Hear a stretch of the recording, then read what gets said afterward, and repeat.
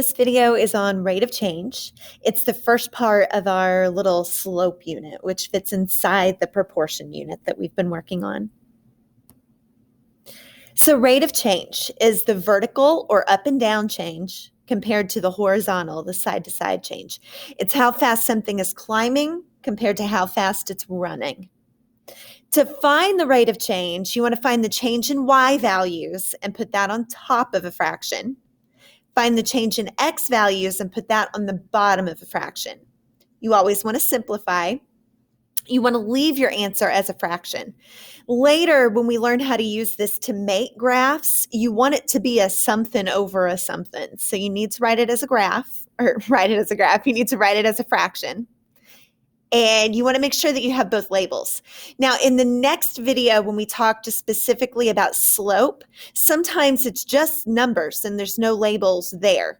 But if there are labels available, make sure that you put them with both the top and the bottom part of this fraction. So we're going to look first at how to find slope when you're given a table of values. There's two different ways your tables could be set up. You could have it set up vertically, like this. When that's the case, your x values are on the left, your y values are on the right. Even though we're going to be dealing with the y values first, a table is set up like the alphabet with x before y. When it's set up side to side like this, again, even though we're dealing with the y values first, the table is set up like the alphabet. The x's will be first. So your x is the top row and your y is the bottom row. Don't just put y on top of x for these. When we dealt with proportions and you had to take the values in a table and decide if it showed a proportion, that's how we checked for it. We put y over x because that works if and only if it actually is a proportion. Not all of these will be. So you can't just put y over x. It's about how much they're changing. You're going to have to subtract first. Let me show you what I mean. So here's our first example. We're looking at how many days have passed and then how much money has changed. We're going to start with the y values first. So I always tell my students you rise to the top, so y's go to the top because rise rhymes with y's. So these are the y values. These are the x values. We're looking at how much they're changing by. To get from 300 to 250, you're dropping, right? So it's going to be a negative because it's getting smaller. It's dropping by 50. To get from 250 to 200, you're dropping by 50 again. And to get from 200 to 100, you're dropping by 100. So those are negatives. Now, I know they're not all the same, but that doesn't necessarily mean that there's anything wrong with it. I'm going to look at the x values now. These are climbing. They're getting bigger. So they're going to be positive values. To get from 6 to 8, that takes 2 moves. Oh, goody. Here we go with it not wanting to write again. I think it's actually my stylus that's about to die. To get from 8 to 10, it takes 2 moves. To get from 10 to 14, it takes 4 moves. So now we're going to set up the change in y on top, the change in x on bottom. So when the y is changed by negative 50, the x is changed by 2. When the y is changed by negative 50, the x is changed by 2. When the y is changed by negative 100, the x is changed by 4. I want to reduce all of those. Negative 25 over 1. Remember, we're leaving these as fractions. Negative 25 over 1. That also is negative 25 over 1.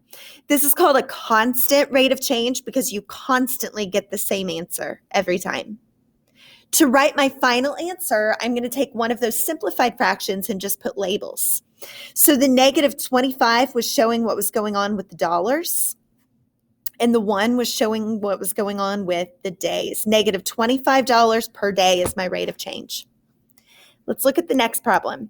Now this one's set up vertically. That means my x is on the left and my y is on the right. Y is first. To get from 4 to 8, that's climbing by 4. To get from 8 to 20, that's climbing by 12. Oh my goodness. Okay. On the x's, to get from 2 to 4, that's 2 moves. To get from 4 to 10, that's 6 moves. So let's see, 4 over 2 Remember, the change in y goes on top. And 12 over 6. Both of those reduce to 2 over 1, so this is a constant rate of change. I just need to put labels. The 2 is representing the change in cookies, and the 1 was representing the change in people. So make sure you put 1 person, not 1 people. But this is showing a rate of change as 2 cookies per person. I'd like for you to try a couple now. So do me a favor, pause the video on the screen, try these 2, and then hit play and see if your answer matches my answer. Okay, so on the first one, remember when it's set up like this is my X, this is my Y. I'm looking at the Y's first. To get from 144 to 216. Now, if that's not something that you know off the top of your head and it's making your brain hurt trying to think about it, just subtract. Do 216 minus 144, and we find out that's a change of 72. To get from 216 to 360, again, just subtract. Do 360 minus 216. That's a change of 144. And now we're going to look at the X's. This one went up by 1. This one went up by 2. Change in Y on top, change in X on bottom. So that's 72 over 1, and then 144 over 2. Both of those simplify to 72 over 1. Now put labels. That represents 72 students for every 1 bus. On the second one, when it's set up like this is your X, this is your Y.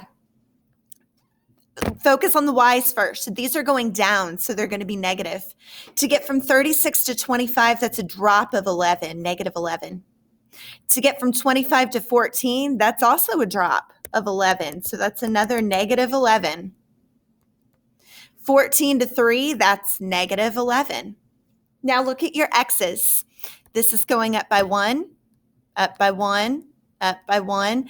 When you put your X or your change in X on the bottom, your change in Y on top, all of these equal out to negative 11 over 1. So it's another constant rate of change. Just get your labels with it.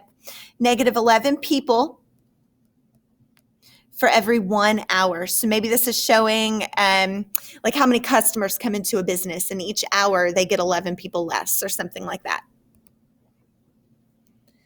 So that's tables. For graphs, if there's a constant rate of change, so, sorry, I had to pause because we had an announcement. If there's a constant rate of change, then your graph will be linear. The word line is in linear. So that means if there's a constant rate of change, your graph's going to be a straight line. We talked about this with proportions. When it's a proportion, it also goes through the origin 0, 0. It doesn't have to, just to be linear, though. Constant rate of change only includes the straight line. It may or may not go through 0, 0. You're still going to do the change in Y over the change in X. You're still going to simplify. You're still going to leave it as a fraction. You're still going to put labels with it if there are any. Okay, so for graphs, we're going to do this the same way. I'm going to go through and just write down the coordinates of those points that are highlighted on each line. So on this first one, well, we have a point here at 0, 0. Owl face. We have another point. That looks like it might be at 1, 3, but if it's not right on the corner of a grid box, don't use that one. Play it safe and go for the ones that are whole numbers. So we've got another one here at 2, 6. Let's see. This one again, it's kind of in between. Here's one at 4, 12. And let's do one more. We have one. Actually, that one's in between. This would be one. That one would be at, oh goody, my stylus stopped writing again. Cool. This one would be at 6, 18. Oh, yay, it's still not writing. Oh my goodness. You guys, I swear, something always goes wrong in every video. Grr. Okay, so let's see what's going on here. We're going to look at the Y values first. To get from 0 to 6, that's 6 moves. I'm going to put it on the top of a fraction. To get from 6 to 12, that's 6 moves. To get from 12 to 18, that's 6 moves. So just looking at that point, to get from the first one I have marked to the second one, I go up 6. Then I go up 6 again. Then I go up 6 again. So 6 is my rise. That's the change in y. Now I'm going to look at the x's. To get from 0 to 2, that takes 2 moves. 2 to 4 is 2 moves. 4 to 6 is 2 moves.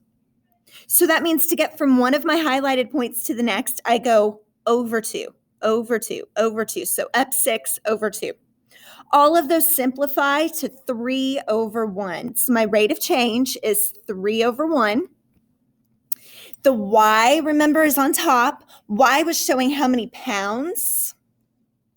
And the x is on bottom. That was showing how many people. So 3 pounds of meat per person. This one, my line is falling. You read a graph like you read a sentence from the left to the right. This one is falling down, so I know it's going to be negative. Let's pick out some easy to work with points. I've got one right here at 0, 80. I kind of hate this graph, by the way, because this part right here, where it looks like part of your axis is cut out, we'll learn later on this year that actually represents a misleading graph. Sometimes advertising companies do this because then you're only looking at part of the graph. And so all the changes either look bigger or smaller depending on what it is. So it's kind of like writing a persuasive essay for English class. Your graph, when it's misleading, could be much more persuasive for companies. So anyway, back to it. I have another point here at right 1 up 75. I've got another one at right 2 up 70. You can do as many of these as you want, but I know that I'm always going to get the same answer for my rate of change, my rise over run, because the graph's linear. And remember, a linear graph only happens when you have a constant rate of change. So really, on that first one, I checked between 3 different pairs. I really only would have had to check between 1 because since I can see the graph and I know it's a straight line, I already know that they're all going to be the same. Let's look at the y's. To get from 8 to 75, it's falling 5 moves. So -5 goes on top. To get from 0 to 1, it's going over 1. So down 5, right 1 every time is what that's showing. Put your labels. The change in y, well, the y was showing degrees Fahrenheit, and the change in x was showing hours. So that's -5 degrees Fahrenheit every hour. Okay, so one more time, I think it would be a really good idea for you to hit pause, try these 2 problems, and then hit play, and we'll see if we match. Okay, so number 1, maybe, it's showing how many boys are in Mr. Mooney's class compared to how many girls. This, my side to side, is my x-axis. Oh my gosh, it's every time I go to a new page. This is my x-axis, up and down, that's my y-axis. Pick out 2 points and you'll be fine. I'm going to use this easy one here at 0, 0. Pick out any other. I'm just going to use the very next one. That's at 3, 6. Remember, look at your y's first. To get from 0 to 6, that's up 6. This point to this point, I go up 6 moves. From there, I go over from 0 to 3. That's 3 moves. Over 3 moves. 6 over 3 reduces to 2 over 1. And then I need to put labels on that.